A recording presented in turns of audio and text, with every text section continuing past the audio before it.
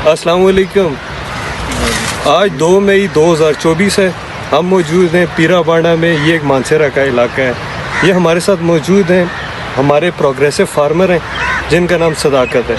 इन्होंने हमारी variety pascal F1 लगाई हुई है जो आप देख सकते हैं।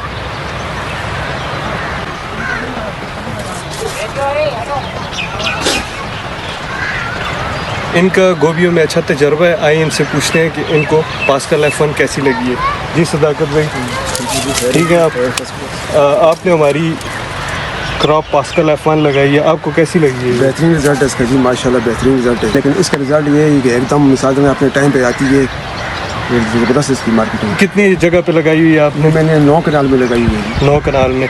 बाकी जो आपने कंपटीशन में इसकी वैरायटी लगाई है उससे आपको ये अच्छी लगी है? बेस्ट है एकदम जल्दी आती है। इसका फूल का साइज़ कैसा है? इसका कम से कम 1.5 किलो का अच्छा, बेहतरीन 1.25 किलो का बेहतरीन सफ़ेद फूल है। अच्छा। तो आप इस वैरायटी से मुतमिन हैं? मुतमईन इंशाल्लाह। चलें ठीक है जी। ये हमारे साथ फार्मर मौजूद थे और इंशाल्लाह ये आगे भी इसको लगाएंगे।